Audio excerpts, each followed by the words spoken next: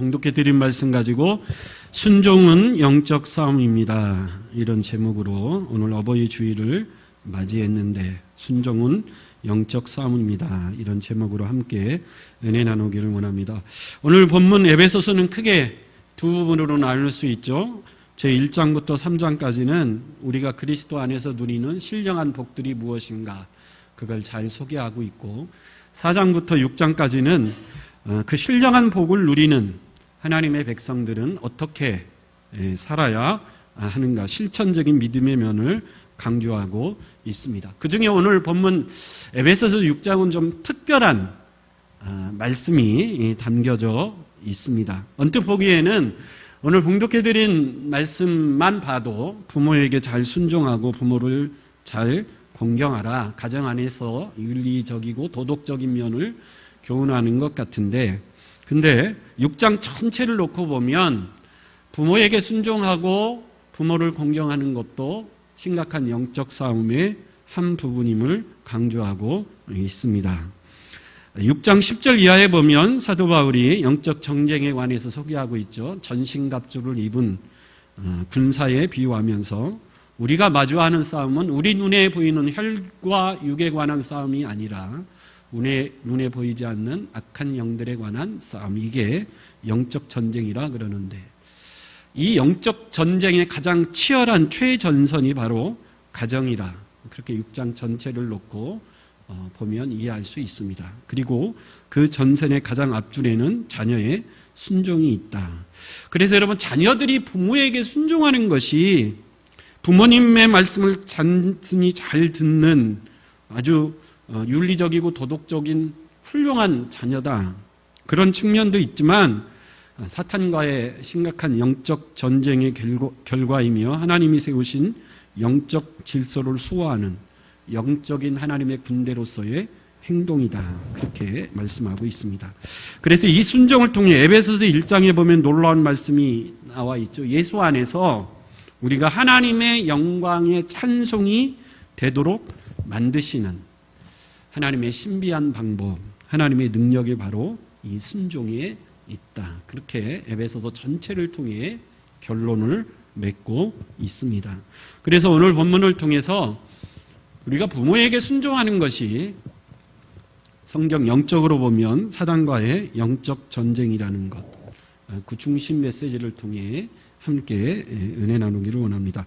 6장 11절에 보면 마귀의 관계를 능히 대적하기 위하여 하나님의 전신갑주를 입으라. 왜냐하면 12절에 보면 우리의 영적 대상 싸움에 대해서는 악한 영들이기 때문에. 근데 이 영적 전쟁이 어디에서 펼쳐지는가? 이 영적 전쟁의 장소, 이 영적 전쟁의 현장을 6장 1절에서 9절에 보면 10절까지 세 곳을 소개하고 있어요.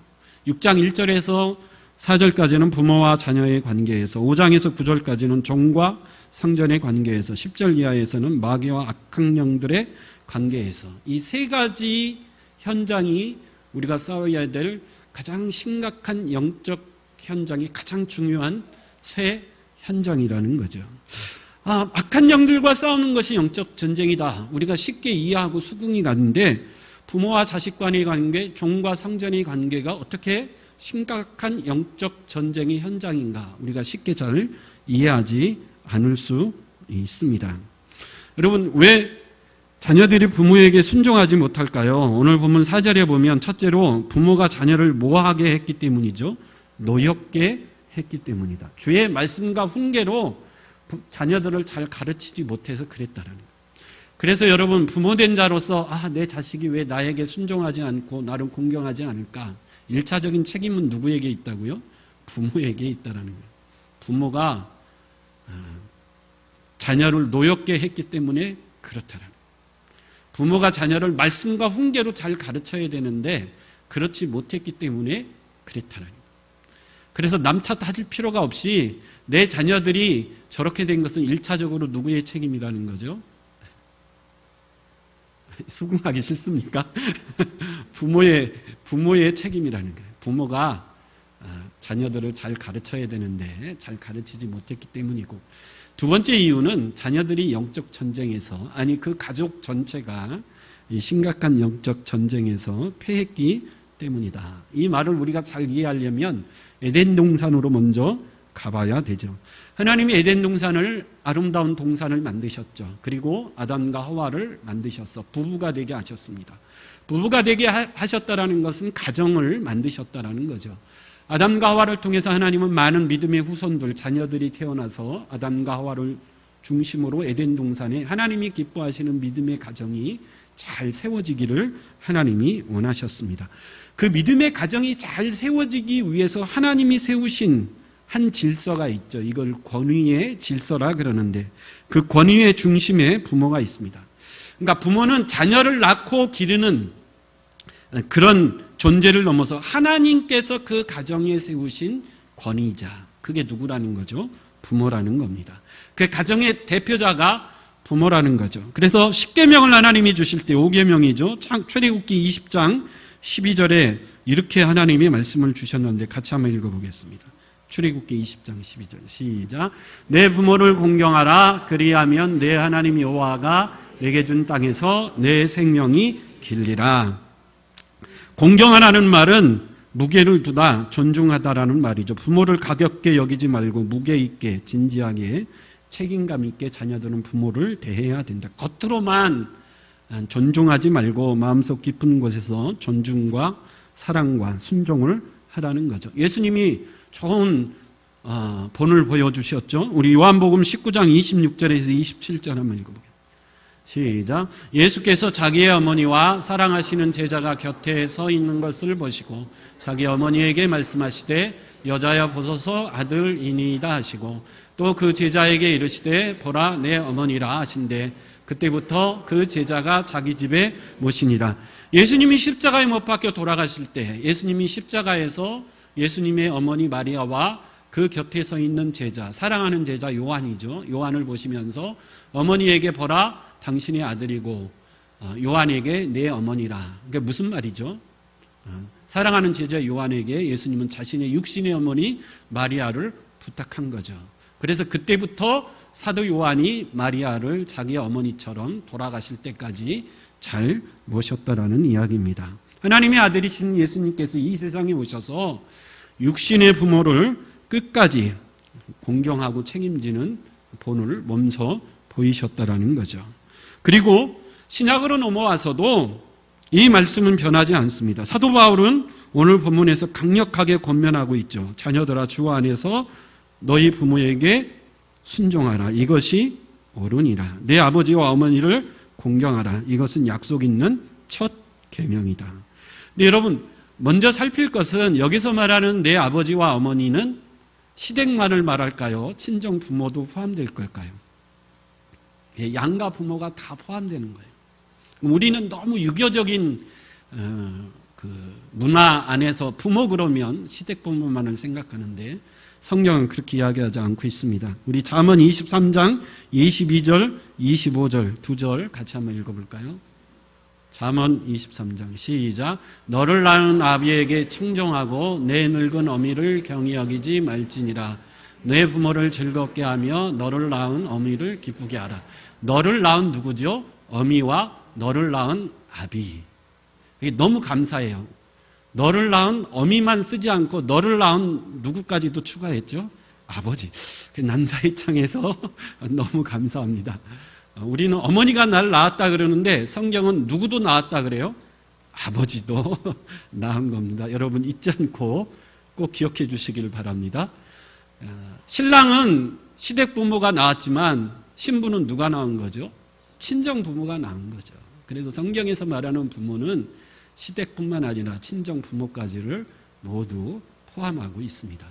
여러분 결혼한 부부가 어려워지고 이혼까지 가는 이유는 너무 시댁 중심의 유교 문화 가운데 있기 때문에 가정이 어려워지고 힘들어지는 거죠. 그래서 부모를 공경하라. 이건 양가 부모를 다 공경하고 양가 부모에게 순종하라. 이것이 뭐라 그러죠?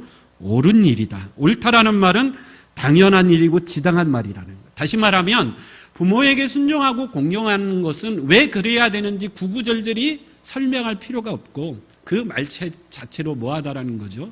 지당하고 당연하고 옳은 것이니까 이해하려고 하지 말고, 왜 그래야 되는지 묻지 말고 그냥 너를 낳은 부모를 공경하고 너를 낳은 부모에게 순종하는 것, 이것이 무슨 일이죠? 지당한, 지극히 당연하고 지당한 일이라는 거죠. 그리고 이것은 약속 있는 뭐라 그러죠? 첫 계명이다 그래요. 첫 계명. 10계명 중에 첫 계명은 뭡니까? 나 외에 다른 신을 섬기지 말라. 근데 왜 내 부모를 공경하라, 이 계명이 첫 계명이라 그러죠. 10계명은 두 부분으로 나누죠. 하나님과 관계된 계명을 1계명부터 4계명까지를 하나님과 관계된 계명이다 그러고, 사람과의 관계된 계명을 5계명부터 10계명까지는 사람과 관계된 계명이다 그래요. 그래서 내 부모를 공경하라는 것은 사람과 관계된 5계명부터 10계명 중에 무슨 계명이죠? 첫 번째 계명, 다섯 번째 계명이 5계명이기 때문에 그렇습니다.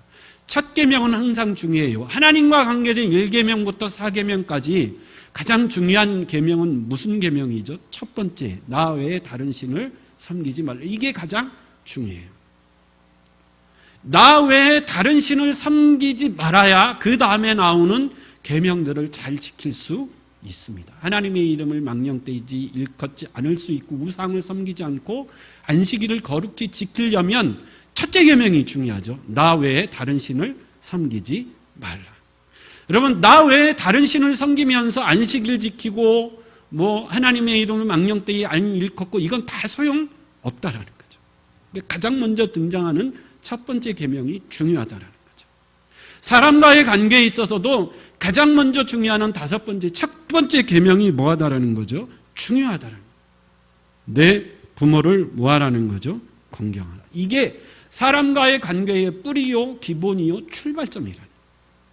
어느 중소기업 사장님이 쓴 글을 보니까 자기가 직원들을 뽑을 때 여러 가지 다양한 면을 보죠. 학력도 보고 다 보는데, 이 중소기업 사장님은 가장 중요하게 보는 게 하나가 있는데, 여러 가지 정보를 통해서 이 사람이 부모와의 관계가 좋은 자녀인가를 확인해 본다 그래요. 왜냐하면 자기가 지금까지 사원들을 이렇게 쭉 살펴보니까 부모와의 관계가 좋은 사원일수록 인성이 좋고, 부모와의 관계가 좋은 사람일수록 웬만한 일에 대해서 상처를 좀 덜 받고, 부모와의 관계가 좋은 사람일수록 뭔가 관계가 꼬이고 잘못됐을 때 그걸 풀어가는 능력이 있더라는 거예요.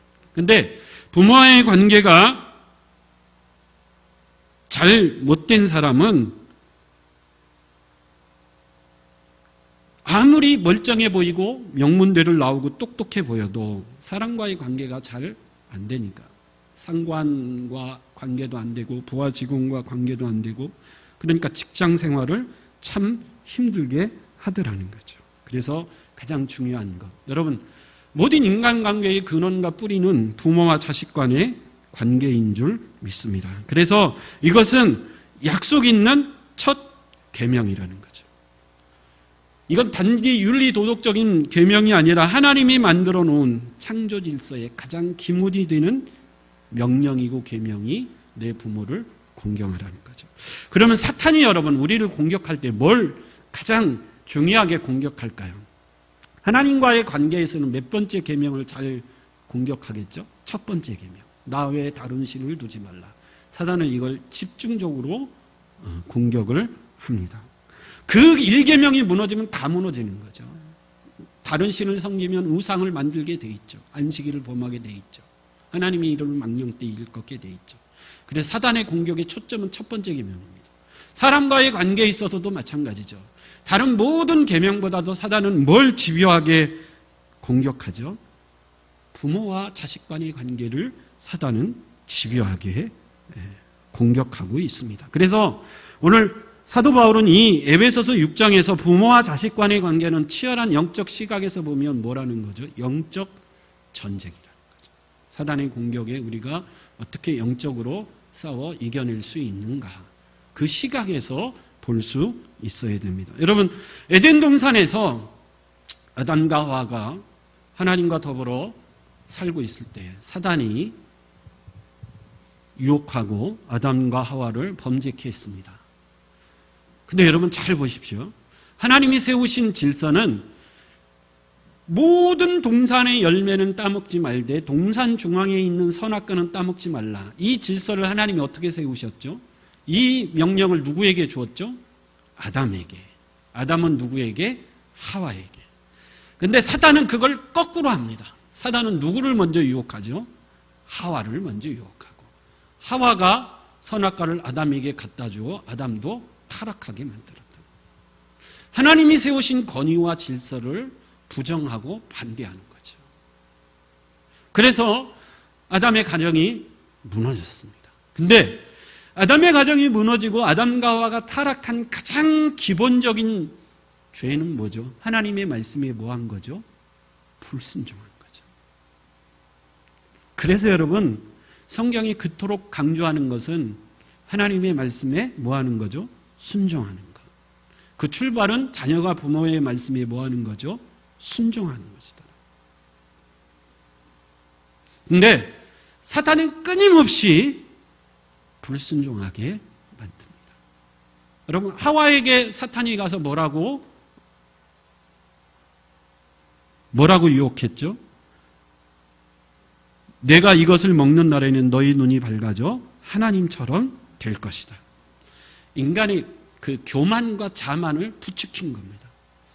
우리의 순종을 가로막는 사단의 첫 번째 전략은 우리의 교만과 우리의 자만을 부추긴 거예요. 하와에게 너는 충분히 하나님과 같은 존재가 될 수 있다라는 거죠. 굳이 하나님의 말씀에 따라 살 필요가 없고 선악과를 따먹으면 내가 스스로 하나님이 되어 네 마음대로 살 수 있는 자유로운 인생이 될 수 있다라는 거죠. 이게 사탄이 하와를 유혹한다는 거예요. 내 인생의 주인은 내가 되고 내 마음대로 살아야지 굳이 하나님의 말씀에 순종하며 살 필요가 없다라는 거죠. 이게 여러분 사탄이 우리를 유혹하는 첫 번째 유혹이에요. 그래서 여러분 오늘날 순종이라는 단어가 얼마나 점점 낯설어지고 있습니까? 순종은 낡은 가치이고 순종은 자기 굴욕적인 것 같고 순종은 약한 사람이나 하는 것이죠. 그래서 부모에게 순종하고 교회에게 순종하고 하나님의 말씀에 순종하는 것은 시대착오적이고 너무 권위적인 말이다. 이게 사단이 우리를 유혹하는 유혹이라는 거죠. 그러나 성경은 그렇게 이야기하지 않습니다. 잠언 18장 12절 겸손은 존귀의 길잡이입니다. 여러분 권위 앞에 우리가 겸손히 순종하는 것, 영적 교만을 꺾고 하나님의 뜻에 온전히 순종하는 것이 가장 지혜로운 영적 지혜인 줄 믿습니다. 그래서 오늘 말씀하는 거죠. 자녀들아 주 안에서 너희 부모에게 순종하라. 여러분 가장 중요한 표현은 주 안에서예요. 주 안에서. 주 안에서라고 하는 말은 주님의 가르침과 범주 안에서. 다시 말하면 하나님의 말씀과 부모의 말이 충돌될 때 누구의 말에 먼저 순종할 수 있어야 되죠? 부모 말에 먼저 순종할 수 있어야 돼요. 예를 들어 누가복음 9장 59절에 예수님이 어느 한 사람에게 제자로 부르셨죠? 나를 따르라. 그랬더니 그 사람이 뭐라고 그래요? 내 아버지가 죽었으니 아버지를 먼저 장사하고 주님을 따르겠습니다. 그랬더니 주님이 뭐라고 그래요? 죽은 자는 죽은 자를 통해서 장사하게 하고 너는 나를 따르라. 충돌이 되는 거죠. 자녀로서 아버지가 돌아가시는데 아버지를 장사 치르는 것이 자녀의 도리입니다. 근데 주님은 뭐라고 나에게 말씀하시죠? 죽은 자는 죽은 자를과 장사하게 하고 너는 나를 따르라. 여러분 이게 두 개가 충돌이 될 때 누구의 말에 순종하라는 거죠? 주님의 말씀에 먼저 뭐 하라는 거죠? 순종하라는 거죠. 왜냐하면 사탄이 에덴 동산에서 하와를 무너뜨린 전략이 선악과를 먹지 말라는 누구의 명령이죠? 하나님의 명령에 불순종하게 했기 때문이죠. 그래서 여러분 이 영적 전쟁에서 우리가 승리할 수 있는 첫 번째 스텝, 첫 번째 걸음은 내 생각과 판단을 내려놓고 겸손히 누구의 말씀에? 하나님의 말씀에 온전히 순종하는 것. 하나님의 말씀에 순종하기 이전에 부모의 말씀에 온전히 순종하는 믿음의 사람이 되는 것. 이게 영적 전쟁의 승리의 첫 걸음인 줄 믿습니다. 그래서 순종은 단순히 윤리적인 행위가 아니고 순종은 영적 행위입니다. 예배가 거룩하듯 부모에게 순종하고 하나님 말씀에 순종하는 것은 하나님 보시기에 가장 거룩한 행위가 될 수 있다라는 거죠. 그래서 사탄은 그걸 가장 싫어해서 그걸 막으려고 한다는 것. 그래서 여러분 겸손히 순종할 수 있는 순종의 사람이 될 수 있길 간절히 축원합니다. 두 번째, 순종을 가로막는 사탄의 두 번째 전략은 상처와 아픔입니다. 부모에게 학대를 받았거나 권위자에게 상처 입은 사람은 순종 자체의 트라우마를 갖습니다. 여러분, 부모에게만 상처를 받나요? 교회 목사에게도 상처를 받은 사람은 목사에게 순종하지 않으려고 그럽니다. 부모에게 상처를 받은 사람은 부모에게 순종하지 않으려고 그럽니다. 사무엘하 15장에 보면 다윗 왕의 아들 압살롬 왕자가 반역을 일으켰어요. 근데 이 압살롬이 반역을 일으킨 이유가 있죠. 다윗 왕에는 여러 명의 부인이 있었습니다. 그러니까 배다른 형제들이 많이 있었던 거죠. 근데 이 압살롬은 어머니가 같은 누이, 다말이라는 누이가 있었어요. 공주죠. 근데 이 다말을 다윗 왕의 큰아들이죠. 어머니가 다른 암논이 강간하는 사건. 이거 엄청난 사건이죠. 다윗의 자녀 중에 배다른 자녀들끼리 강간하는 엄청난 사건이 일어났습니다. 압살롬 입장에서 보면 굉장히 화가 나는 일이죠. 어머니가 같은 누이를 어머니가 다른 아들 암논이 강간을 했으니까. 근데 다윗 왕이 이 소식을 듣고 어떻게 처리를 했는가? 사무엘하 13장 21절에 보면 다윗 왕이 이 모든 일을 듣고 심히 노했다 그럽니다. 그럼 화가 났죠. 자식들끼리 그런 일이 일어났는데 화가 안 나겠습니까? 근데 문제는 뭐죠? 화만 냈을 뿐 적절한 조치를 취하지 않은 거예요.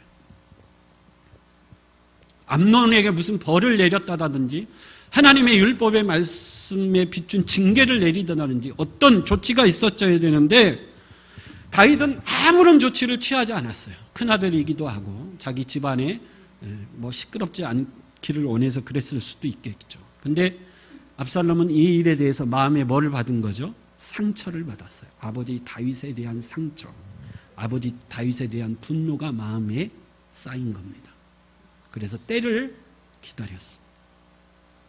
압살롬이 때를 기다려 자신이 때가 됐다고 판단했을 때 자기를 따르는 사람들을 동원해서 반란을 일으키고 가장 먼저 자신의 누이 다말을 죽인 다윗 왕의 큰아들 암논을 죽이고 예루살렘으로 쳐들어가 다윗 왕을 쫓아내고 자신이 스스로 왕이 되는 반란을 일으킨 겁니다. 아버지에 대한 상처가 다윗 왕과의 비극을 불러온 거죠. 호주의 영화 중에 에이미라는 영화가 있습니다. 4살 난 여자아이인데 아버지는 세계적인 락스타였어요. 그래 아버지가 세계적인 락스타였기 때문에 어머니와 함께 비행기를 타고 세계 각지를 여행하면서 수다를 잘 떠는 명랑한 소녀였습니다. 근데 이 에이미가 4살이 됐을 때 아버지가 스테이지 무대에서 공연을 하다가 갑자기 전기에 감전이 돼서 죽는 사건이 발생합니다. 4살 난 딸이 아버지가 갑자기 무대에서 죽었으니 그 광경을 보고 실어증, 상처를 받아서 말을 한마디도 안 하는 거예요. 4년 동안 에이미가 8살 되는 동안 그 충격 때문에 말을 한마디도 못하는 거죠. 그 모습을 보던 엄마가 얼마나 마음이 아팠겠습니까? 남편도 죽고 하나밖에 없는 딸이 실어증에 걸려서 말을 한마디도 못하고. 그러니까 그 가정이 정말 불행한 가정이죠. 근데 8살이 되었을 때 그 에이미 옆집에 사는 삼류 가수 로버트라고 하는 삼류 가수가 있었는데 근데 이 로버트 삼류 가수가 자기 집에서 노래를 부르는데 에이미가 자기가 하는 노래를 따라 부르는 거죠. 실어증에 걸려서 말을 못하는 애였는데 노래에는 반응을 보이는 겁니다. 그래서 엄마한테 가서 그 얘기를 해줬어요. 아, 애가 말은 안 하는데 내가 하는 노래를 따라 부르더라. 그랬더니 그 엄마가 믿질 않는 거예요. 뭔 소리 하는 거냐고. 그렇잖아도 마음이 아프고 힘들대. 희망 고문하지 말라. 근데 이 엄마도 우연찮게 자기 딸이 라디오에서 흘러나오는 음악을 흥얼흥얼 따라 부르는 그 모습을 본 거죠. 4년 만에 딸의 음성을 처음 들은 거죠. 얼마나 기쁘고 눈물이 났겠습니까? 근데 갑자기 예임이가 사라집니다. 그래서 엄마를 비롯한 온 동네 사람들이 이 에이미를 찾는 거죠. 아이가 노래에 반응을 하니까 노래를 부르면서 정말 가장 심술궂은 그 동네의 할머니까지도 이 에이미를 찾기 위해서 다 찾아 나섰어요. 네, 드디어 찾았습니다. 어디에서 찾았냐면 큰 야외 콘서트장에서 찾은 거예요. 이 에이미가 거기를 왜 갔냐면 아버지가 유명한 락 가수인데 아버지의 노래를 다른 가수들이 부르지 않습니까? 근데 그 공연장에 자기 아버지의 노래를 다른 락 가수가 부르고 있었던 거예요. 그래서 거기에 가서 자기 아버지의 노래를 부르는 가수를 쳐다보다가 자기도 모르게 아빠하고 소리치며 무대에 막 뛰어 올라가죠. 엄마가 그 모습을 보면서 같이 뛰어 올라가 딸을 꼭 안아주면서 딸을 안고 내려오면서 이런저런 이야기를 하는데 드디어 이제 에이미가 이제 말을 하는데 에이미가 4살 때 무슨 생각을 했냐면 아버지가 전기에 감전돼서 죽었는데 내가 에이미 4살짜리 애가 전선을 내가 잘못 밟아서 나 때문에 아버지가 죽은 거다. 그 죄책감에 사로잡힌 거죠. 나 때문에 아버지가 죽었다. 그래서 충격을 받아서 말을 못하는 실어증에 걸린 거죠. 그래서 엄마가 4년 전으로 돌아가서 차근차근 설명을 해줍니다. 네 기억이 잘못된 거야. 아버지는 절대 너 때문에 죽지 않았어. 아버지는 누구 때문에 죽은 것이 아니고 우연한 사고 때문에 죽은 거야. 하나하나씩 풀어주죠. 그랬더니 에이미의 말이 확 그때부터 풀리기 시작했다라는 거죠. 아버지의 관계가 회복이 되니까 막혔던 문제들이 풀리기 시작했다라는 거죠. 여러분, 부모와의 관계가 막히면 모든 것이 다 막힐 수 있어요. 오늘 본문에서 강조하는 건 약속 있는 첫 계명. 그래서 여러분, 사단은 부모에게 받은 상처가 있으면 그 상처를 집요하게 파고들어서 부모와의 관계를 깨지게 만듭니다. 그래서 여러분, 어떤 깨진 관계가 있든지 오늘 하나님의 은혜와 말씀 안에서 다 풀어지는 복된 은혜가 있길 간절히 축원합니다. 세 번째는 이제 세속적인 문화죠. 세상은 계속해서 부모를 조롱하고 교회의 권위를 비웃는 장면들을 계속해서 내보내고 있습니다. 그래서 미디어에 계속 노출된 미디어에 접하다 보면 나도 모르게 부모에게 순종하고 교회의 권위에 순종하는 것이 정말 바보 같은 일이구나. 그렇게 세상은 그렇게 조장하고 있다라는 거죠. 그래서 여러분, 로마서 12장 2절에 이 세대를 본받지 말고 오직 마음을 새롭게 함으로 변화를 받아 하나님의 뜻이 무엇인지 분별하라. 세상은 변하고 문화도 변하고 시대도 변하지만 하나님의 말씀은 영원히 변하지 않는 줄 믿습니다. 그래서 성경은 명확하게 말하고 있죠. 자녀들아, 주 안에서 너희 부모에게 순종하라. 이는 네가 잘 되고 땅에서 장수하는 길이라. 이것이 하나님이 정하신 영적 질서고 하나님이 정하신 축복의 약속인 줄 믿습니다. 예수님은 빌립보서 2장 8절 한번 읽어볼까요? 빌립보서 2장 8절. 시작. 사람의 모양으로 나타나사 자기를 낮추시고 죽기까지 복종하셨으니 곧 십자가에 죽으심이라. 예수님은 이 세상에 오셔서 우리에게 좋은 순종의 본을 보이셨습니다. 예수님은 죽기까지 하나님의 뜻, 하나님의 말씀에 뭐 하셨죠? 복종하고 순종하셨습니다. 십자가의 길은 고통스럽고 힘든 길이죠. 그러나 주님은 끝까지 그 아버지의 뜻에 순종하심으로 사탄의 권세를 깨고 승리하신 줄 믿습니다. 예수님을 통해서 고통은 힘든 것 같아요.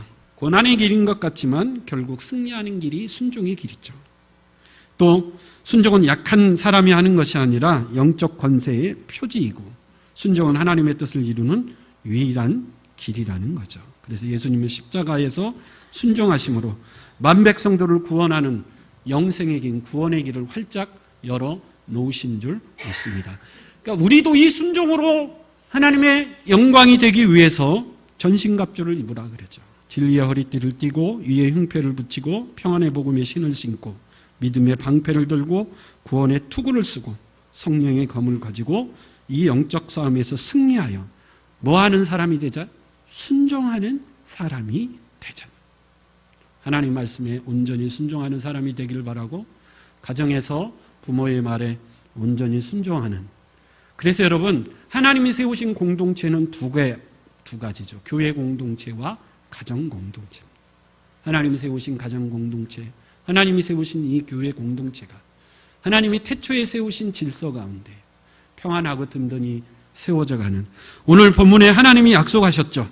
내가 잘되고 내가 이 땅에서 잘되고 형통하고 이 땅에서 장수하는 축복을 붙이셨어요.